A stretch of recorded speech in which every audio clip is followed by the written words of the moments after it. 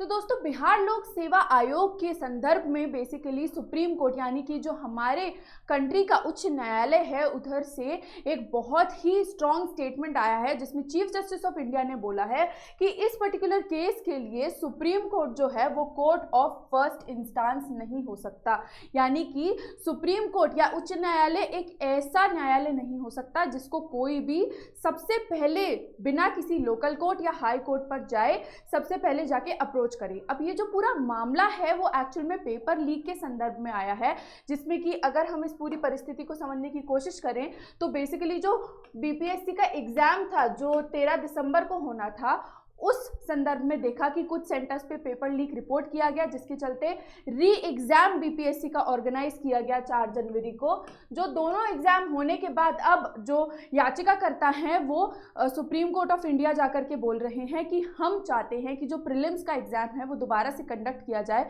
क्योंकि हमें लगता है कि कई सारे जो अभ्यर्थी हैं उनके साथ गलत हो रहा है, उनके साथ इनजस्टिस हो रहा है। इसी पूरी सिचुएशन के चलते जो याचिकाकर्ता थे उन्होंने ये भी बोला कि जब बेसिकली जो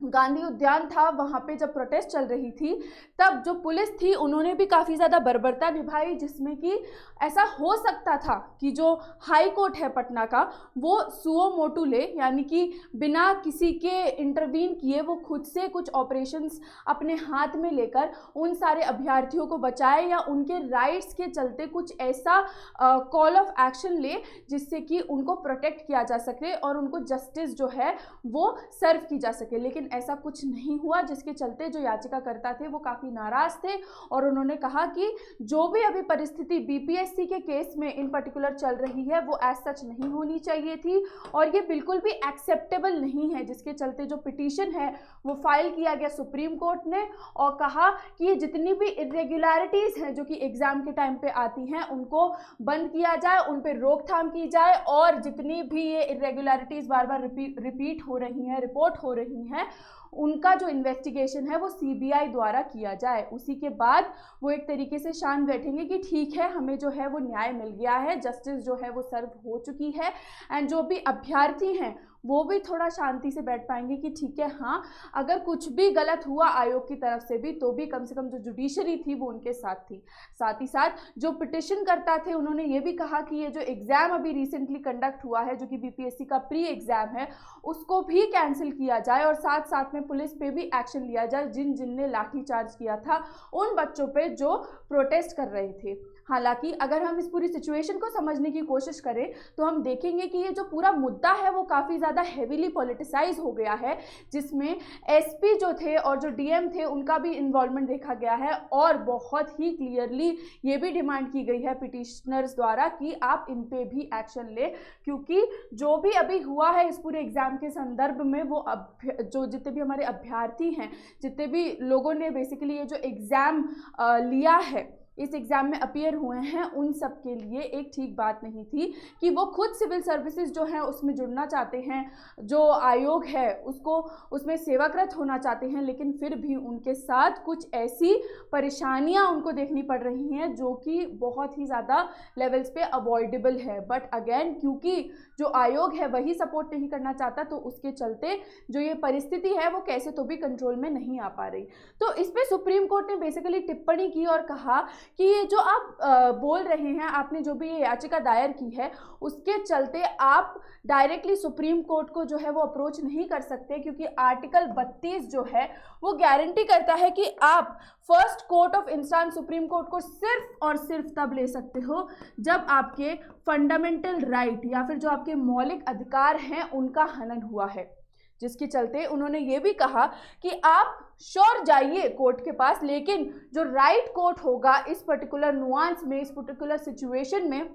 और इस सिचुएशन को एड्रेस करने के लिए और आपको न्याय दिलाने के लिए वो होगा पटना हाई कोर्ट, जिसको आप डायरेक्टली अप्रोच कर सकते हैं आर्टिकल 226 के तहत, जो कि इंश्योर करता है कि अगर फंडामेंटल राइट या फिर कोई भी अदर राइट जो है उस पर हनन हो रहा है या उस पर कोई भी अटैक कर रहा है, वार कर रहा है, तो उस पर कोई भी एक्शन लेने के लिए जो हाई कोर्ट है स्टेट का वो लायबल होगा। और ये इन पर्टिकुलर आता है आर्टिकल 226 के तहत ही, जिसके चलते जो सुप्रीम कोर्ट है उन्होंने प्ली को सुनने से इनकार कर दिया है कि नहीं, हम ये प्ली को एंटरटेन नहीं करेंगे। अगर आपको इस प्ली को हमसे एंटरटेन करवाना है या इस रिट को एक्सेप्ट करवाना है तो आपको एक प्रॉपर चैनल से आना होगा, जिसमें पहले आपको हाई कोर्ट, जो कि इस पर्टिकुलर केस में क्योंकि बिहार का केस है तो पटना हाई कोर्ट, और उसके बाद फिर आप हमें अप्रोच कर सकते हैं। एंड अगर किसी के भी मौलिक अधिकारों का हनन हो रहा है तो श्योर आप आर्टिकल 32 के तहत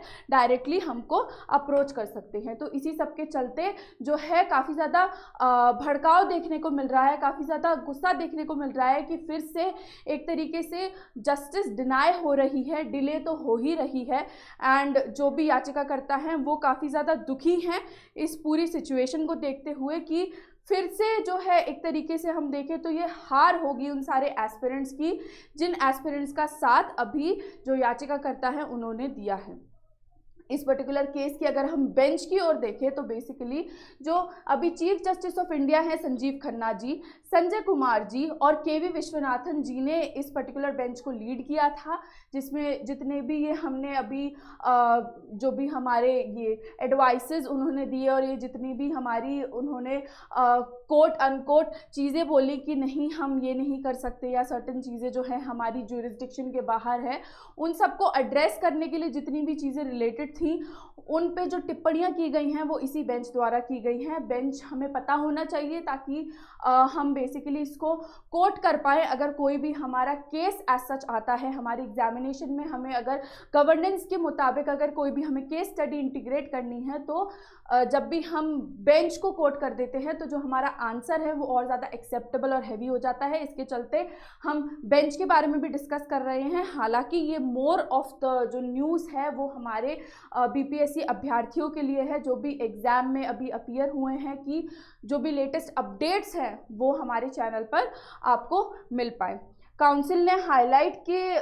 तौर पर यह भी कहा था कि लाठीचार्ज जो हुआ है वो भी एक चीज़ ऐसी है जो गलत हुई है हमारे अभ्यर्थियों के साथ, तो अगर आप उसके ऊपर कुछ कर पाए तो कृपया आप उस पर एक्शन लें। लेकिन फिर इन सभी याचिकाओं का बेसिकली कोई फाउंडेशन नहीं बैठ पाया, क्योंकि जो दलीलें थी वो सिरे से नकार दी गई कि नहीं, आपको पहले हाई कोर्ट पर ही जाना पड़ेगा। इसी के चलते अब देखा जाएगा कि ये जो भी केस है वो सब्सिक्वेंटली हाई कोर्ट में कैसा रुख लेता है, और क्या हाई कोर्ट में न्याय ना मिलने पर जो अभी अपील करता है वो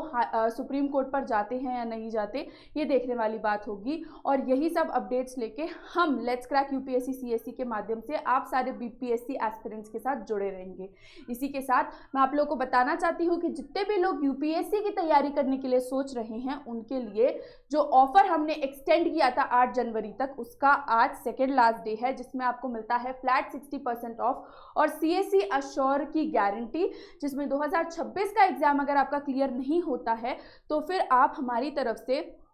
1 साल का फ्री एक्सटेंशन पा सकते हैं। ऑफ कोर्स कुछ टर्म्स एंड कंडीशंस हैं जो अप्लाई होती हैं इस पूरे सिनेरियो में, इस पूरे केस में, जिसमें आपको